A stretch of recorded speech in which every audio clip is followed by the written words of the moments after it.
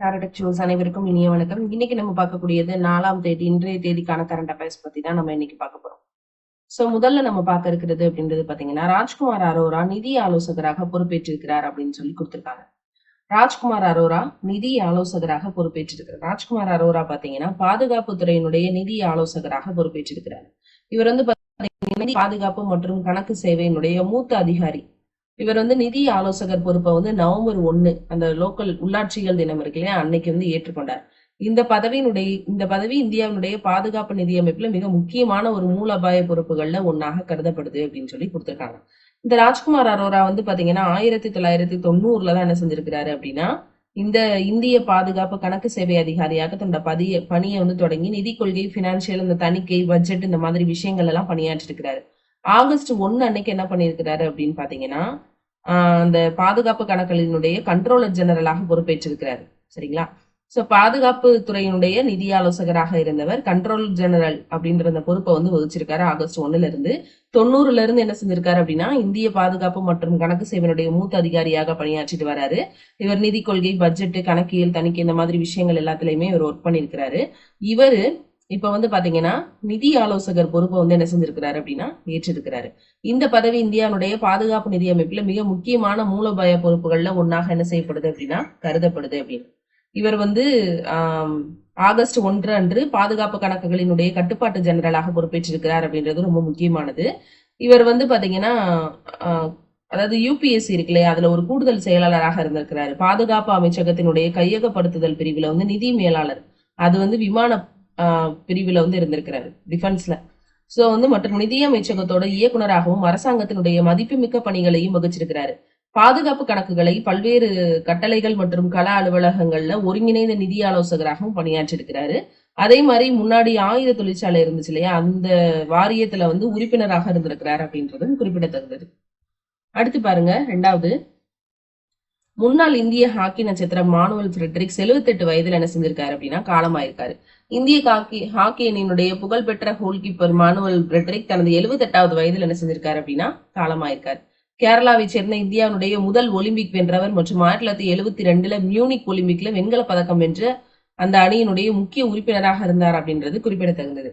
Manual Frederick வந்து பாத்தீங்கன்னா கேரளாவில் இருக்கக்கூடிய கண்ணூர் மாவட்டத்தை சேர்ந்த ஒரு இந்திய ஹாக்கி வீரர், கோல் கீப்பரா விளையாடி இருப்பாரு.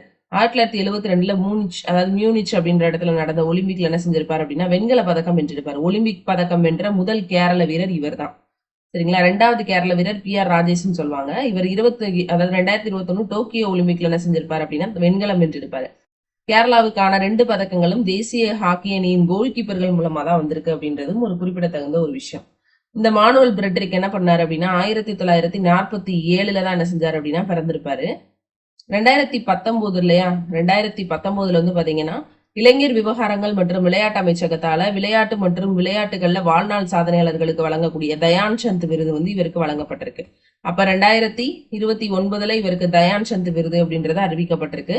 இப்ப இவர் தனது 78வது வயதுல அக்டோபர் 31 அன்றைக்கு என்ன செஞ்சிருக்காரு அப்படின்னா காலமாயிருக்காரு.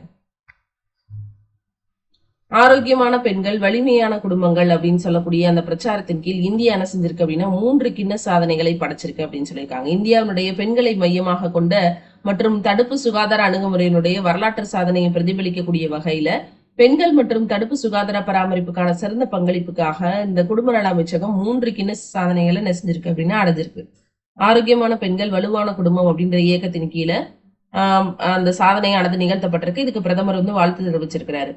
அதாவது வந்து பாத்தீங்கன்னா பெண்களுக்கு அதிகாரம் அளிக்கும் அரசனுடைய முயற்சிகளுக்கு உத்வேகம் அளிக்கக்கூடிய வகையில இந்த நிகழ்வு அப்படின்றது வந்து நடத்திருக்கு. இதுல வந்து பாத்தீங்கன்னா 3 கின்னஸ் உலக சாதனைகள் என்ன செஞ்சிருக்கு அப்படின்னா கிடைச்சிருக்கு. 3 கின்னஸ் உலக சாதனைகள் அப்படிங்கறது என்ன செஞ்சிருக்குன்னா கிடைச்சிருக்கு. அடுத்து சீனாவினுடைய புதிய விண்வெளி பயணம், நாட்டினுடைய இளைய விண்வெளி வீரர் 4 எலிகளுடன் பறப்பார் அப்படின்னு கொடுத்திருக்காங்க. என்ன அர்த்தம் அப்படின்னா, விண்வெளியில் அதாவது சீனா தனது லட்சிய விண்வெளி திட்டத்தினுடைய ஒரு பகுதியான ஷென்ஷோ 21 மனிதர்களை கொண்ட விண்கலத்தை வெற்றிகரமா ஏவிருக்கிறாங்க. இது அதனுடைய விண்வெளி லட்சியங்களோட ஒரு புதிய பரிமாணத்தை பிரதிபலிக்குது அப்படின்னு கொடுத்திருக்காங்க. அதாவது விண்வெளியில சீனாவினுடைய புதிய ஆராய்ச்சிக்காக 4 எலிகளுடன் இளம் வீரர்கள் அடங்கிய குழு வந்து விண்வெளி நிலத்தை என்ன செஞ்சிருந்தாங்க அப்படின்னா சென்றடைஞ்சது. கடந்த 2022 கட்டமைக்கப்பட்ட சீனாவினுடைய நிரந்தர விண்வெளி நிலையமான டியாங்காங் அப்படிங்கிறது வந்து அதுக்கு பேர் வந்து சொர்க்க மாளிகை அப்படிங்கிறது பேர் டியாங்காங் தான். இந்த நிலையத்துக்காக சீனாவினுடைய 7வது திட்டமாக தான் இந்த பயணம் அப்படின்றது வந்து அமைஞ்சிருக்கு. ஸோ சீனாவினுடைய விண்வெளி ஆராய்ச்சி திட்டமான ஷென்ஷோ 21 இது வந்து பாத்தீங்கன்னா திட்டத்தின் கீழ் இளம் வீரர்கள் குழு வந்து ஷென்ஷோ 21 விண்கலத்துல வெள்ளிக்கிழமை அதாவது அக்டோபர் 31 என்ன செஞ்சிருந்தாங்க அப்படின்னா போயிருந்தாங்க. ஸோ அக்டோபர் 31 என்ன செஞ்சிருந்தாங்கன்னா புறப்பட்டு விண்வெளி நிலையத்தை வெற்றிகரமா சென்றடைந்தது. இந்த குழு வந்து பாத்தீங்கன்னா 6 மாசம் அதாவது 6 மாசம் விண்வெளியில் என்ன செஞ்சிருக்கு தங்க போகுது. 6 மாதம் தங்கி 27 விதமான அறிவியல் ஆராய்ச்சிகள்ல ஈடுபட உள்ளதாக என்ன செஞ்சிருக்காங்க அப்படின்னா தெரிவிச்சிருக்காங்க.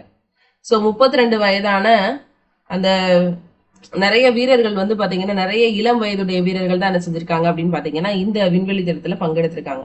இளம் வயது 32 வயதான இளம் வீரர் வியூபை அப்படின்றவர் இந்த விண்வெளி திட்டத்தினுடைய மைய பொருளாக மாறி இருக்கிறார். யார் அப்படின்னு பாத்தீங்கன்னா வூஃபை அப்படின்ற ஒருவர்.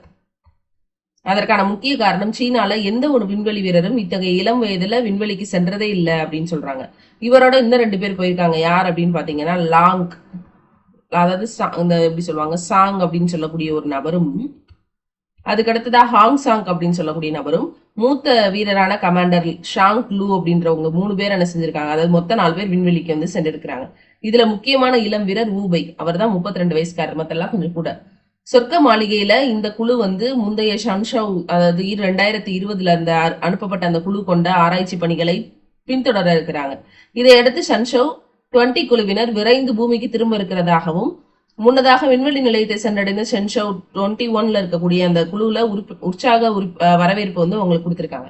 அதாவது ஷென்ஷோ 20 போனவங்க ஏற்கனவே அங்க இருக்கிறாங்க. அவங்க இப்ப என்ன செய்யறாங்க ரிட்டர்ன் திரும்பி இந்த ஷென்ஷோ 21 இருக்கிறவங்க தங்களோட ஆராய்ச்சிகளை வெற்றிகரமாக தொடங்க இருக்கிறாங்க அப்படிங்கிறது குறிப்பிடத்தங்க. இவங்க ஒரு 6 மாசம் அங்க இருப்பாங்க. அடுத்து உலக சைவ தினம் அப்படின்னு சொல்றாங்க. உலக சைவ தினம் ஒவ்வொரு வருஷமும் என்னைக்கு கொண்டாடப்படுது? நவம்பர் 1ஆம் தேதி கொண்டாடப்படுது. உலகெங்கிலும் இருக்கக்கூடிய சைவ உணவு உண்பவர்கள் தான் இந்த தினத்தை உற்சாகமாக கொண்டாடுறாங்க. சரிங்களா? இந்த நாள்ல வந்து உலக சைவ மாதத்தினுடைய தொடக்கத்தை குறிக்குது மற்றும் விலங்கு சுரண்டல்ல இருந்து விடுபட்ட ஆரோக்கியமான சுற்றுச்சூழல் ரீதியான நிலையான வாழ்க்கையை ஆதரிக்கக்கூடிய ஒரு விஷயத்த வந்து சொல்றாங்க.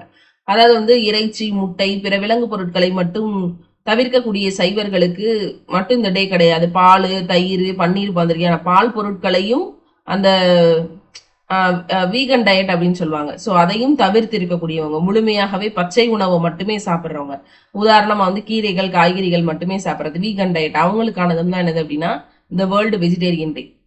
1944 வந்துட்டு பாத்தீங்கன்னா நவம்பர் மாதம் உருவாக்கப்பட்ட சைவ சங்கத்தினுடைய 50வது ஆண்டை குறிக்கக்கூடிய வகையில தான் இங்கிலாந்துல வந்து வச்சு நடந்துச்சு. ஸோ இதோட பொன்விழாவை குறிக்கக்கூடிய வகையில நவம்பர் 1 வந்துட்டு பாத்தீங்கன்னா உலக சைவ தினம் அப்படின்றது கொண்டாடப்பட்டு வருது. சைவ உணவினை எடுத்துக்கொள்றதுனால ஆரோக்கியம் மேம்படும், அது தொடர்பான நன்மைகள் விழிப்புணர்வு ஏற்படுத்துறதுக்காக இந்த தினம் அப்படின்றது கொண்டாடப்படுது. அடுத்து ஃபைடு செஸ் FIDE அந்த செஸ் உலக கோப்பைக்கு வந்துட்டு விஸ்வநாதன் ஆனந்தனுடைய பெயர் அப்படின்றது என்ன செய்யப்பட்டிருக்கு அப்படின்னா சூட்டப்பட்டிருக்கு. செஸ் விளையாட்டுகள்ல வந்துட்டு இந்தியாவில பிரபலமுடைய முக்கியமான காரணங்கள்ல ஒருத்தராக இருந்தவர் தமிழ்நாட்டினுடைய கிராண்ட் மாஸ்டரா இருக்கக்கூடிய விஸ்வநாதன் ஆனந்த். இவர் பல்வேறு வெற்றிகளுக்கு சொந்தக்காரர் அப்படின்றது குறிப்பிடத்தகுந்தது. கோவாவினுடைய தலைநகரான பேனாஜில நடந்த ஒரு பிரம்மாண்டமான விழால இந்த அறிவிப்புன்றது வெளியிடப்பட்டது. இதுல மத்திய விளையாட்டு அமைச்சர் மான்சுக் மாண்டவியா, கோவாவினுடைய முதல்வராக இருக்கக்கூடிய பிரமோத் சாவந்த் மற்றும் ஃபைடினுடைய தலைவராக இருக்கக்கூடிய அர்கடி, இவங்க எல்லாருமே இந்த மாதிரி முக்கிய பிரமுகர்கள் எல்லாமே கலந்துக்கிட்டாங்க. கடந்த 2000வது ஆண்டுல வந்து சீனாவினுடைய ஷென்யாங் நகர்ல முதல் ஃபிடே உலகக்கோப்பை செஸ் போட்டி வந்து நடந்துச்சு. எப்ப? 2000. எங்க அப்படின்னா சீனாவினுடைய ஷென்யாங் நகர்ல வந்து என்ன செஞ்சு அப்படின்னா முதல் ஃபிடே உலகக்கோப்பை அந்த போட்டி வந்து என்ன செஞ்சு அப்படின்னா நடந்துச்சு. செஸ் போட்டி வந்து நடந்துச்சு. இதுல வந்து பாத்தீங்கன்னா 24 பேர் கலந்துக்கிட்டாங்க. அதுல நடப்பு சாம்பியனா இருக்கக்கூடிய அலெக்சாண்டர் காலிஃபன், ஜெல்ஃபாண்ட் இவங்க எல்லாருமே வீழ்த்தப்பட்டிருந்தாங்க. யாரு அப்படின்னா ஆனந்தால. அப்ப வந்து அந்த போட்டியினுடைய முதல் நிலை வீரராக இருந்தவர் ஆனந்த். இறுதி போட்டியில வந்து பாத்தீங்கன்னா போரிஸ் ஜெல்பாண்டியன் கடும் சவாலை முறியெடுத்து இறுதிக்கு வந்து முன்னேறி இருப்பாரு. சோ இந்த மாதிரியான பல வெற்றிகளுக்கு சொந்தக்காரர் தான் யார் அப்படின்னா நம்ம விஸ்வநாதன் ஆனந்த். சோ இவரை வந்து பாத்தீங்கன்னா இது இந்த இறுதி ஆட்டத்துல வந்து ரஷ்ய கிராண்ட் மாஸ்டரான எவ்கினி பேரியோ வந்து எதிர்கொண்டிருப்பாரு ஆனந்த். சோ முதல் ஆட்டம் 33 நகர்த்தல்களுக்கு அப்புறமா டிரால முடிஞ்சிச்சு. சோ செகண்ட் டைம்ல என்ன செஞ்சுச்சு அப்படின்னா நீடிக்கல. அவர் தவறா விளையாண்டதுனால விஸ்வநாதன் ஆனந்த் வந்து முதல் உலக சாம்பியன் பட்டத்தை வந்து கைப்பற்றிட்டு இருக்கிறாரு. இதெல்லாம் எப்ப நடந்தது அப்படின்னு பாத்தீங்கன்னா 2000 வந்து என்ன செஞ்சு அப்படின்னா நடந்துச்சு. சரிங்களா? சோ இந்த அளவுக்கு வந்து செஸ்ல வந்து ஒரு பெயர் பெற்ற ஒரு நபரினுடைய ஒரு பெயர் என்ன செஞ்சிருக்கிறாங்க அப்படின்னா இந்த ஃபைட் அப்படின்ற அந்த உலக கோப்பைக்கு வந்து விஸ்வநாதன் ஆனந்தனுடைய பெயரை வந்து வச்சிருக்கிறாங்க. அடுத்து ரிலையன்ஸ் மற்றும் கூகுளினுடைய பெரிய கூட்டாண்மை அப்படின்னு சொல்லி கொடுத்திருக்காங்க. ரிலையன்ஸ் மற்றும் ஃபைடினுடைய, அதாவது பாத்தீங்கன்னா இந்தியாவுடைய செயற்கை நுண்ணறிவு துறையை மேம்படுத்துறதுக்காக ரிலையன்ஸ் இண்டஸ்ட்ரீஸ் லிமிடெட் மற்றும் கூகுள் ரெண்டுமே சேர்ந்து என்ன செஞ்சிருக்காங்கன்னா ஒரு டீம், ஒரு இதை வந்து ஒரு கூட்டுறவு மேலாண்மை வந்து மேற்கொள்ள போறாங்க. ஸோ வந்து பாத்தீங்கன்னா ஜியோ யூசர்களுக்கு என்ன பண்ணிருக்காங்கன்னா 100 GB வரைக்கும் இலவசமாக கிளவுடு ஸ்டோரேஜை வழங்குகிறது. கிளவுட் ஸ்டோரேஜ் போன்ல கிடையாது, கிளவுட் ஸ்டோரேஜ். இதன் மூலமாக 40 மில்லியனுக்கும் அதிகமான யூசர்கள் தங்களுடைய கோப்புகள், வீடியோக்கள் எல்லாத்தையுமே பாதுகாப்பா பேக்கப் எடுக்கலாம். ஸோ தங்களுடைய ஏஐ கிளவுட் எக்கோ சிஸ்டம் நம்பி இருக்கிறதாக நிறுவனம் வந்து சொல்லியிருக்குது. நிறுவனம் வந்து பாத்தீங்கன்னா ஏஐ பவர்டு மெமரி கம்பெனி அப்படின்னு ஒன்று உருவாக்கியிருக்காங்க. இதுல பேசிக் வாய்ஸ் அதை பயன்படுத்தி டேட்டாவை சேமிக்கலாம், தடை இல்லாம அதை தேடலாம், யூசர் அனுமதிக்கக்கூடிய திறன்களை கொண்டது. அதே மாதிரி இந்த அம்சம் கூகுளினுடைய பிக்சல் ஸ்கிரீன்ஷாட் அப்படின்னு சொல்லக்கூடிய அந்த விண்டோஸ் ரீகால் இந்த மாதிரியான விஷயங்களையும் போன்கள்ல பிசிகள்லையும் என்ன செய்யுது அப்படின்னா வேலை செய்யுது. ஆனா ஜியோ ஏஐ கிளவுட் அனைத்து பிளாட்ஃபார்ம்களையும் வேலை செய்யக்கூடிய வகையில உருவாக்கியிருக்காங்க அப்படின்னு சொல்லியிருக்கிறாங்க. ஸோ வந்து இப்ப நமக்கு தெரிகிறது என்னன்னா ரிலையன்ஸ் இண்டஸ்ட்ரீஸ் லிமிடெட் மற்றும் கூகுள் இணைந்து என்ன செஞ்சிருக்காங்கன்னா ஒரு டீம் வந்து உருவாக்க போறாங்க. சரிங்களா? இதன் மூலமாக ஜியோ யூசர்களுக்கு நிறைய நன்மைகள் கிடைக்க இருக்கு. யுனெஸ்கோவினுடைய உலக பண்டங்கள் மற்றும் படைப்பாற்றல் நகரத்துல லக்னோ சேர்க்கப்பட்டிருக்கு அப்படின்னு சொல்லியிருக்காங்க. உத்தரப்பிரதேசத்தினுடைய தலைநகரா இருக்கக்கூடியதுதான் லக்னோ. அதனுடைய வளமான சமையல் பாரம்பரியத்திற்காக யுனெஸ்கோவினுடைய படைப்பாற்றல் நகரங்கள் வலையமைப்புல என்ன செய்யப்பட்டிருக்கு அப்படின்னா வந்து பதியப்பட்டிருக்கு. சரிங்களா? சோ வந்து அதிகாரப்பூர்வமா சேர்க்கப்பட்டிருக்கு. இதுக்கான அங்கீகாரம்ன்றது லக்னோவினுடைய பன்முகத்தன்மை கொண்ட சமையல் பாரம்பரியத்துக்காக கிடைச்சிருக்கு. காஸ்ட்ரோனமியினுடைய படைப்பு நகரம் அப்படின்னு சொல்லியிருப்பாங்க இத. சரிங்களா? சோ இதுல இந்த பட்டியல்ல 58 நகரங்கள் ஏற்கனவே இருக்கு. அதுல இப்ப வந்து 57 இருந்துச்சு. இப்ப என்ன செஞ்சிருக்காங்கன்னா ஒன்னு சேர்த்து 58 லக்னோ வந்து இதுல இணைஞ்சிருக்கு. உஸ்பெகிஸ்தான்ல நடைபெற்ற யுனெஸ்கோவின் பொது மாநாட்டுல 43வது அமர்வுல இந்த அறிவிப்பு அப்படின்றது வெளியிடப்பட்டிருக்கு அப்படிங்கிறது குறிப்பிடத்தகுந்த ஒரு விஷயம். சோ இன்னைக்கு கேள்விகள் பார்க்கலாம். நவம்பர் 1, 2025 அன்று ஸ்ரீ ராஜ்குமார் அரோரா எந்த பதவிக்கு தேர்ந்தெடுக்கப்பட்டிருக்கிறார் அப்படின்னா நிதி ஆலோசகர் பதவிக்கு. அடுத்ததா மானுவல் பிரெட்ரிக் எந்த விளையாட்டுடன் தொடர்புடையவர் அப்படின்னா ஹாக்கி. ஆரோக்கியமான பெண்கள் வலுவான குடும்பம் பிரச்சாரத்தை எந்த அமைச்சகம் தொடங்குகிறது அப்படின்னா சுகாதாரம் மற்றும் குடும்ப நல அமைச்சகம். சென்ஷர் 21 வந்து மனிதர்கள் கொண்ட விண்கலத்தை எந்த ராக்கெட் ஏவிருக்கு அப்படின்னு கேட்டிருக்காங்க. நீட் மார்ச் 2F, அதாவது லாங் மார்ச் அப்படின்னு சொல்றதா இங்க நீண்ட மார்ச் கொடுத்துருக்காங்க. லாங் மார்ச் 2F ராக்கெட்ல வந்து ஜெக்வான் ஏவுதளத்துல இருந்து சென்ஷவ் 21 மனிதர்களை கொண்ட விண்கலத்தை ஏவிருக்கு. இவங்க ஒரு 6 மாசம் அங்க தங்கியிருப்பாங்க. சென்ஷவ் 20ல போனவங்க பூமிக்கு திரும்புறாங்க. உலக சைவ தினத்தை நிறுவனவர் யார் அப்படின்னா லூயிஸ் வாலிஸ் அப்படின்றவர். இவரால்தான் ஒவ்வொரு ஆண்டும் நவம்பர் 1ஆம் தேதி என்ன கொண்டாடப்படுது, சைவ தினம் அப்படின்றது கொண்டாடப்படுது. பைடு சதுரங்க உலகக்கோப்பையினுடைய தற்போதைய எந்த இந்திய ஜாம்பவானுக்கு அதிகாரப்பூர்வமாக அர்ப்பணிக்கப்பட்டிருக்கு அப்படின்னு கேட்டிருந்தீங்கன்னா விஸ்வநாதன் ஆனந்துக்கு வந்து கொடுத்திருக்காங்க. அடுத்து இந்தியாவுடைய ஏஐ துறையை மேம்படுத்துறதுக்காக உலகளாவிய, அதாவது எந்த உலகளாவிய நிறுவனத்தோட கூட்டு சேர்ந்திருக்குன்னா ரிலையன்ஸும் கூகுளும் சேர்ந்திருக்காங்க. சரிங்களா? லக்னோவுக்கு யுனெஸ்கோவால வழங்கப்பட்ட சிறப்பு பெயர் என்னன்னா உணவு பழக்கவியல் நகரம் அப்படிங்கிறதுதான் அதனுடைய சிறப்பு பெயர். இது தொடர்பான ஒன்லைனர் தான் கீழே இருக்கு. ஸோ இதற்கான பிடிஎஃப் வந்து இந்த வீடியோவுக்கு கீழே இருக்கக்கூடிய டிஸ்கிரிப்ஷன்ல வாட்ஸ்அப் குரூப்போட லிங்க் இருக்கும். அதுல ஜாயின் பண்றவங்களுக்கு இந்த பிடிஎஃப் ஃப்ரீயாவே கிடைக்கும். நன்றி.